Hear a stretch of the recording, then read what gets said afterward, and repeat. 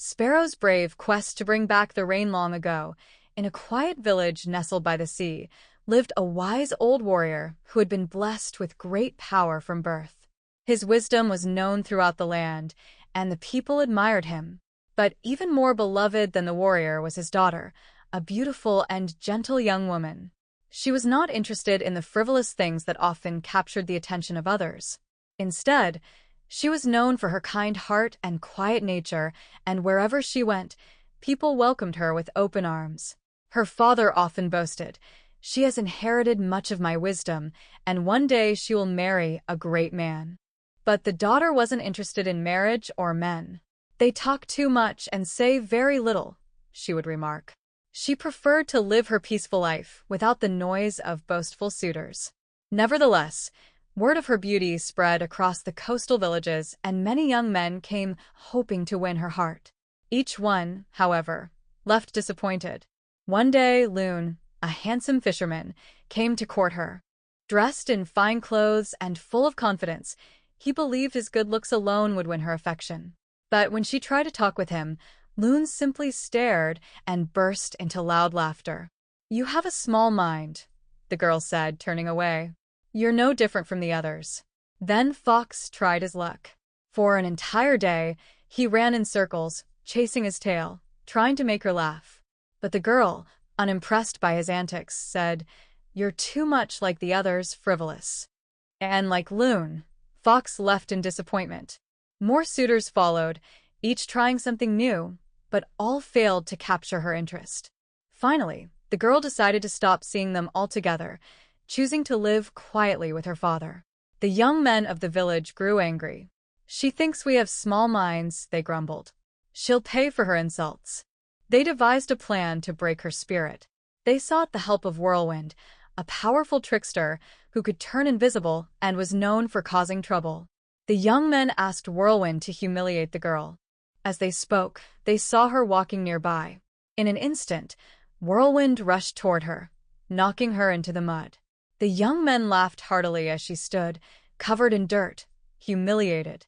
She returned home, her clothes filthy, and told her father what had happened. Furious, the old warrior went to the chief and demanded justice. "Whirlwind must be banished," he declared. Without thinking of the consequences, the chief agreed, and Whirlwind was sent away. But Whirlwind had a loyal companion, Rain, who was blind and relied on Whirlwind to guide him. When Whirlwind left the village, Rain followed him, for without Whirlwind, Rain could not find his way. The two disappeared together, leaving the land behind. At first, the villagers didn't notice their absence, but soon the effects were felt. The wind stopped blowing, and the rain no longer came. The grass withered, the flowers drooped, and the streams ran dry. The fishing boats lay still on the sea, unable to move without the wind. The people grew desperate. The chief called a council and decided that Whirlwind and Rain must return. Messengers were sent to find them. First, Fox was chosen to search for the wandering pair. Fox ran across fields, climbed mountains, and peered into caves, but he found no trace of Whirlwind or Rain. After many weeks, he returned in defeat. Next, Bear took up the quest. He lumbered through the forest, sniffing the air and overturning rocks, asking every tree he passed if they had seen Whirlwind. But no one knew where the wandering pair had gone. Bear, too, returned home empty-handed. The chief grew more frustrated, but the village's wise man suggested, "Perhaps the birds will succeed where the animals have failed." The chief agreed, and the birds were summoned. Crane searched the shallows by the river, thrusting his long neck into the water. Crow flew high above the hills, while Kingfisher darted out to sea.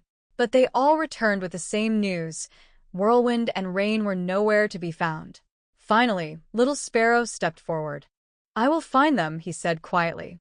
The other animals doubted him, for Sparrow was small and unassuming. But the chief allowed him to try. Before Sparrow set off, he plucked a soft down feather from his chest and tied it to a thin stick. Holding the stick in his beak, Sparrow flew south, watching the feather carefully. For many days, the feather hung still. But one day, far to the south, the feather began to stir. Sparrow knew that Whirlwind was nearby. He followed the breeze until he saw green grass, vibrant flowers, and tall trees swaying gently. This must be where they are, he thought. Sparrow followed a sparkling stream that led him to a cave. Outside the cave, the grass was lush and the flowers bloomed in every color. Sparrow knew he had found the wanderers. Quietly, he entered the cave. There, near a smoldering fire, lay Whirlwind and Rain, both fast asleep. Sparrow tried to wake them with his chirps, but they slept too soundly. He took a glowing coal from the fire and placed it on Rain's back, but it quickly fizzled out. He tried again, but the same thing happened. On the third try, Rain stirred and woke. Hearing Sparrow's voice but unable to see him, Rain woke Whirlwind for protection. Sparrow explained the great suffering in the north, how the land was parched and the people were desperate. "The chief begs you to return," he said. "Your absence has caused great hardship." Whirlwind listened and nodded. "We will return tomorrow," he said. "Tell your people that we are coming." Proud of his success, Sparrow flew back to the village. When he arrived, he went straight to the chief. "I found them," he announced. "Whirlwind and Rain will return tomorrow." The next day, the village felt the first stirrings of wind. Great clouds of dust signaled Whirlwind's return. The sea crashed against the shore, the trees swayed, and the boats finally moved. Soon after, Rain arrived, following close behind Whirlwind. The streams filled again, the grass turned green, and the flowers bloomed once more. In honor of Sparrow's bravery, the chief declared that sparrows would never be hunted or harmed. And from that day forward, the people always watched the sparrows, for they could sense when rain was coming.